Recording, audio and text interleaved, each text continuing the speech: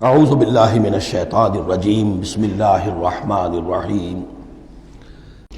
اب حضرت موسیٰ علیہ السلام کا وہ واقعہ آ رہا ہے کہ جب کہ مصر سے اپنی قوم کو لے کر نکلے، صحرائے سینا میں رہے، کوہ طور پر بلائے گئے، تورات دے دی گئی۔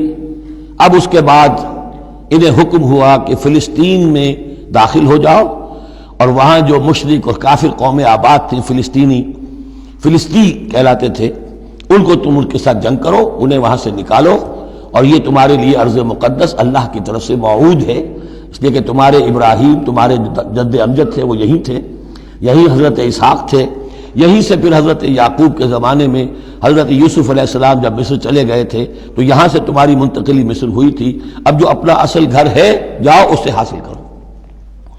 لیکن جب جنگ کا موقع آیا، پوری قوم نے کوڑا جواب دے دیا کہ ہم جنگ کرنے کے لیے تیار نہیں۔ اس پر حضرت موسیٰ علیہ السلام کے مزاج میں جو تلخی پیدا ہوئی اور طبیعت کے اندر یوں سمجھیے بیزاری کی شدت پیدا ہوئی، وہ آپ دیکھیے گا کہ ہم یہ سمجھتے ہیں کہ رسول جو ہے وہ اپنی امت کے حق میں شفقت ہی شفقت ہوتا ہے، شفقت بھی ہے، جیسے اللہ کا معاملہ رؤوف بھی ہے، ودود بھی ہے، لیکن عزیز ذو انتقام بھی ہے، انتقام لینے والا بھی ہے۔ یہ دونوں شانیں ہیں۔ رسول کا معاملہ بھی یہی ہے، شفیق بھی ہے لیکن غیور بھی ہے، دین کی غیرت اس میں ہے، آپ سے بڑھ کر اللہ کے دین کی غیرت اس میں ہے، تو آخر ظاہر بات ہے کہ آپ کے طرز عمل سے بیزاری بھی ہوگی۔ پھر ان دونوں چیزوں کو سامنے رکھیے۔ اور یہ بات ذرا میں عرض کر دوں، تھوڑی سا نکتہ ہے سمجھنے کا، کہ چونکہ اس قوم کو اب تک بہت سا تجربہ ہوا تھا معجزوں کا، پیاس لگی، ہم سورہ بقرہ میں پڑھ آئے ہیں، ایک ضرب لگی چٹان پر 12 چشمے پھوٹ گئے، کوئی محنت تو کرنی نہیں پڑی۔ بھوک لگی، من و سلوہ نازل ہو گیا۔ دھوپ لگی، سائبان جو ہے وہ ابر کا سائبان ساتھ ساتھ چل رہا ہے۔ سمندر راستے میں آیا، پھٹا، اس نے راستہ دے دیا۔ تو اس سے یہ بھی کہا جا سکتا ہے کہ اس لاڈ پیار کی وجہ سے بگڑ گئے تھے، اور یہی حکمت ہے کہ حضور کی پوری زندگی میں آپ کو اس طرح کا کوئی معجزہ نظر نہیں آتا۔ مسلمانوں، جو کرنا ہے اپنی جان دے کر، ایثار سے، قربانی سے، محنت سے، مشقت سے، بھوک جھیل کر، فاقے برداشت کر کے کرو۔ یہ بہت اہم نکتہ ہے، سمجھ لیجیے۔ یہ عادی ہو گئے تھے۔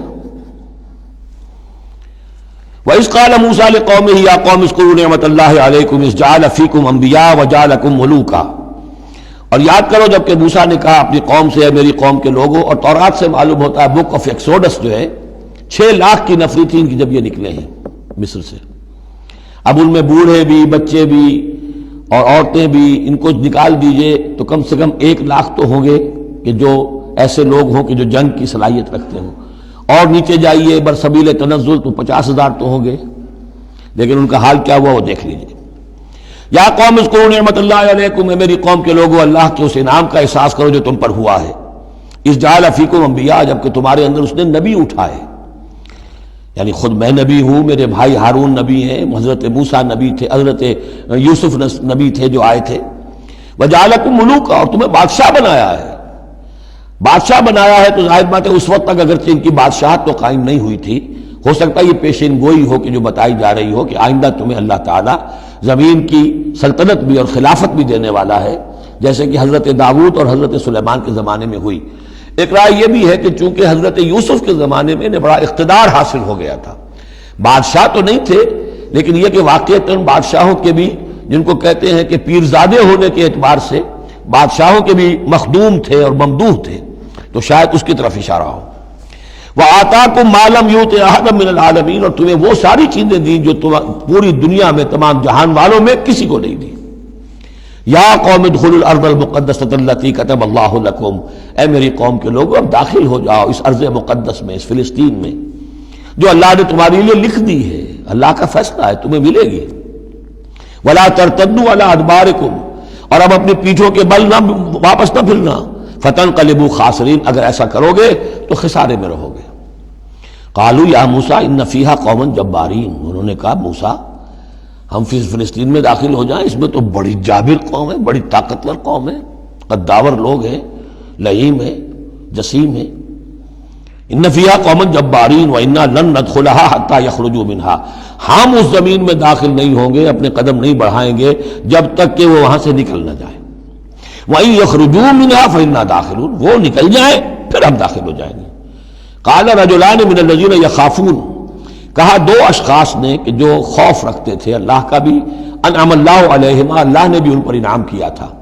یہ دو شاگرد تھے جو قریبی صحابی یا حواری تھے حضرت موسیٰ کے۔ یوشع ابن نون تو وہ ہے کہ جو پھر ان کے بعد جانشین بھی ہوئے، اور گمان غالب یہی ہے کہ وہ نبی بھی تھے، اور دوسرے تھے کالب بن یفنہ۔ تو ان دونوں نے اپنے قوم کے لوگوں کو سمجھانا چاہا۔ قال رجلان من الذین یخافون انعم اللہ علیہما ادخلوا علیہم الباب، ہمت کرو دروازے میں ایک دفعہ گھسو تو صحیح۔ فاذا دخلتموہ فانکم غالبون، جب تم داخل ہو جاؤ گے تو غلبہ تمہیں مل جائے گا۔ وعلی اللہ فتوکلوا، اللہ پر توکل کرو، ان کنتم مؤمنین، اگر تم مومن ہو۔ قالوا یا موسیٰ انا لن ندخلها ابدا، انہوں نے کہا موسیٰ ہم تو کبھی بھی، یہ ترجمہ کبھی بھی اصل میں کیا گیا ہے اس مصحف میں بھی، لیکن یہ گرامر کے اندر عربی محاورے میں ابدا، ہرگز ہرگز، ہم ہرگز ہرگز داخل نہیں ہوں گے۔ یا موسیٰ لن ندخلها ابدا، ہم ہرگز داخل نہیں ہوں گے، ما داموا فیہا، جب تک کہ وہ اس میں موجود ہے۔ فاذهب انت وربک، جاؤ تم اور تمہارا رب، اور یہ میری طرف سے اضافہ کر لیجئے، ساتھ اپنی لٹھیاں بھی لے جاؤ، یہ تمہارا عصا جو ہے اتنے بڑے بڑے کارنامے دکھائے ہیں، یہ بھی ساتھ لے جاؤ۔ فَذَهَبْ أَنْتَ وَرَبُّكَ فَقَاتِلَا، اور جا کے قتال کرو، إِنَّا هَاهُنَا قَاعِدُونَ، ہم تو یہاں بیٹھے ہیں، زمین جنبت نہ جنبت گم رہو محمد، ہم تو یہاں ٹکے ہوئے، ہم نہیں ہلیں گے۔ قال رب، اب دیکھیے بیزاری، وہی حضرت موسیٰ سورہ قصص میں آپ واقعہ پڑھیں گے کہ قبطی جو تھا وہ مار رہا تھا ایک اسرائیلی کو، تو اس کی طرف سے پھر مدافعت کرتے ہوئے حضرت موسیٰ نے ایک مکہ رسید کیا اور اس قبطی کی جان نکال دی۔ فَوَقَدَهُ مُوسَىٰ فَقَضَىٰ عَلَيْهِ، اس وقت اتنی محبت اپنی قوم سے، اور اب کیا حال ہے؟ قَالَ رَبِّ إِنِّي لَا أَمْلِكُ إِلَّا نَفْسِي وَأَخِي، انہوں نے عرض کیا پروردگار مجھے تو اختیار نہیں ہے سوائے اپنی جان کے اور اپنے بھائی ہارون کی جان کے۔ فَافْرُقْ بَيْنَنَا، باقی یہ پوری قوم انکار کر رہی ہے تو اب تفریق کر دے، علیحدہ کر دے، جدائی ڈال دے ہمارے مابین، وَبَيْنَ الْقَوْمِ الْفَاسِقِينَ، اور ان ناہنجار لوگوں کے درمیان، میں اب ان کے ساتھ رہنا نہیں چاہتا۔ آج کی اصطلاح میں ہم کہہ سکتے ہیں میرا استعفیٰ قبول فرما لے، کہ میں اب ان کے ساتھ نہیں رہنا چاہتا، ان کی ناہنجاری، جو کچھ انہوں نے دیکھا ہے، میرے ہاتھوں سے جو معجزے دیکھے ہیں، میرے اور ان کے درمیان اب تفرقہ پیدا کر دے۔ اللہ نے یہ درخواست قبول نہیں کی، لیکن یہ کہ تذکرہ بھی نہیں کیا۔ قال فإنها محرمۃ علیہم 40 سنۃ، نہیں، ہم جو سزا انہیں دے رہے ہیں وہ یہ ہے کہ اب یہ ارض مقدس، اگر یہ بزدلی نہ دکھاتے ابھی ہم انہیں دے دیتے، اب انہوں نے بزدلی دکھائی ہے تو اب یہ ان پر حرام رہے گی 40 برس تک۔ یتیہون فی الارض، اسی صحرا میں، اسی صحرائے سینا میں، سینائی پیننسولا، یہ بھٹکتے پھریں گے۔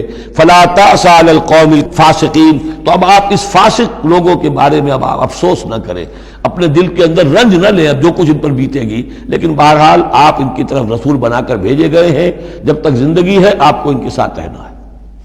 یہاں ذرا یاد کر لیجئے کہ جو حضرت موسیٰ نے کہا انی لا املک الا نفسی واخی، حضور سے کیا کہا گیا تھا سورہ نساء میں؟ فقاتل فی سبیل اللہ لا تکلف الا نفسک وحرض المؤمنین، اے نبی آپ اللہ کی راہ میں قتال کیجئے، آپ پر ذمہ داری نہیں ہے سوائے اس کے کہ آپ کی اپنی جان ہے، اور آپ اہل ایمان کی جتنی تحریض، ترغیب، تشویق، جتنے ان کے ایمان کے جذبات کو اپیل کرنا ممکن ہے کیجئے، بس۔ صدق اللہ العظیم۔